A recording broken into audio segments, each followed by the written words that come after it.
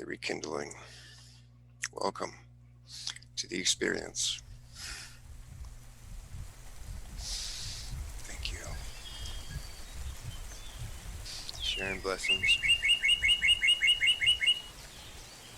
The format of my presentation is similar to the last one that I did in the way forward in 2018. You can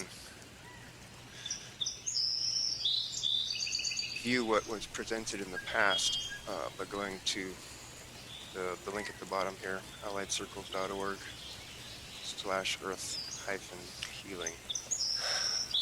But yeah, like reaching out with so many diplomatic connections and cross-pollinations, strategy sessions.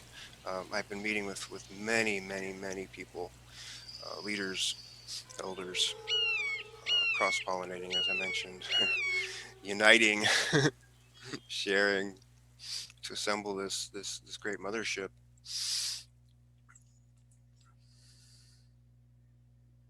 It keeps me busy. An ambassador's work is never done. So some of those connections were with, City Repair, and Mark Lakeman said that he was interested in getting the Planetary Repair Journal started because, an interesting correlation is he started the Planet Repair Institute. So Planetary Repair Journal, I have had planned for quite a while, and I think that's going to be great. The indigenous presentation is underway. I shared about that earlier.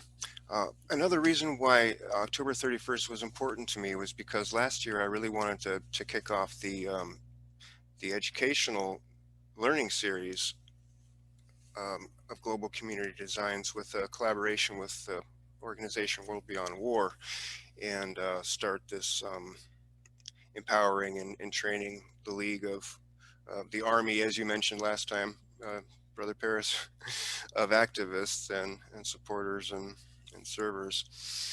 So World Beyond War is a really great organization involved with peace work.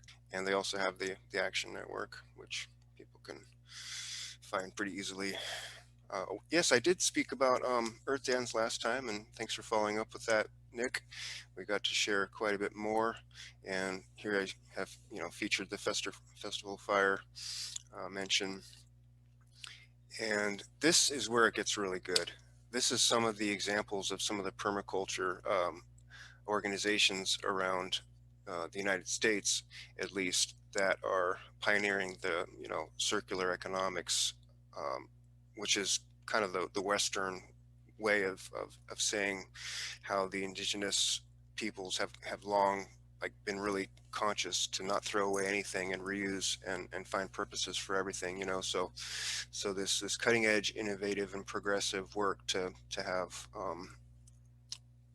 these systems and sustainable cycles where everything is repurposed is really amazing. So you can see more about the Plant Chicago here, where they have that model working. In the future, I would like to feature some presenters from some of these locations I've been hearing about. We can do these in communities, in programs, in our service work, in our activism, in our hobbies, in our gardens. I've got a lot of examples of that to show, and it kind of just shows how it works, all the different enterprises here, the flower arrangement, which I'd also like to do here in the Northwest, coffee roastery, bakeries. It's just really great how the waste from one endeavor can actually fuel the needs for the other. And if you really get into it, it's brilliant and it's fascinating. It represents a very inspiring direction for our movement to go in. Circular economy model, yeah. So we're about uniting permaculture with wellness support. It's really important. when I look around me in the events and the agencies and organizations that are really claim to be on the forefront of the movement. I notice they're still buying things really cheaply from China for the seminars and the conferences and stuff, and there's not a whole lot of that the sustainability piece. Like the Lorax in me is like, oh, come on, understand and hear. The world is calling for us to rise and to the occasion and serve. Earthwise is a good example of what's come about in an area here in Oregon. Carbon credits surplus rewards program. Oh, I don't really want to talk about that right now. It's way too big.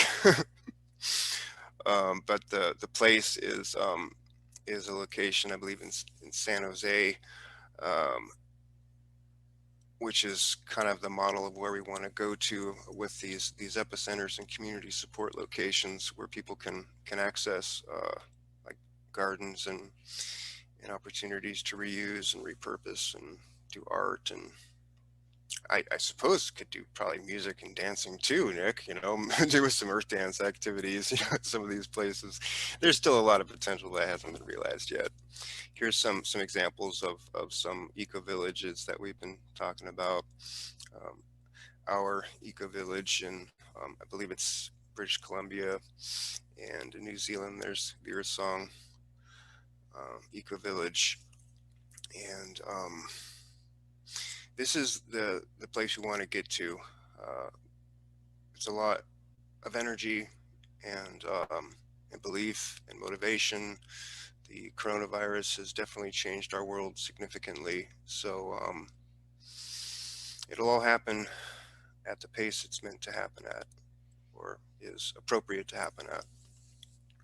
And gardening and farming, I would like to share just a brief presentation about that. Here's some of the best links that I found in that regard. The purerespite.net resource is really helpful for finding who are operating pure-run respites in the nation. It's still kind of cutting edge, and there's not a whole lot of that sustainable vocational social enterprise dimension yet. So not a lot of the pure-run respites I know of are self-sustaining, which is an area I'd like to get to personally. And then, farms and the collaboration between them we spoke about. And that's actually the inspiration that started this webinar. I went back and I looked at the thread history, and I was able to identify the actual conversation that gave rise to the inspiration that created this tradition in this webinar. And it was about respites interacting in a greater network with like farming and more long-term locations, because here we go, folks. I'm gonna just tell you plainly, we could be doing better, because a lot of these locations get government funding. There's some limitations. I have not heard of one pure-run respite yet that is able to take people in that don't have permanent housing yet. And the crisis that leads to houselessness is pretty extreme and pretty common, and being unable to bring people in without a permanent address is a huge barrier. So I am presenting this solution that if the pure-run respites can communicate with the longer term farming locations, which have more space and more capacity, then we don't have to be turning people away that don't have addresses. They can just transition from the short-term housing experience to the greater experience of the farm with the vocational activities and such. So that's where I'd like to see us get to eventually. And, represent the great planet ship. Keep a walking on the cool side in paradise.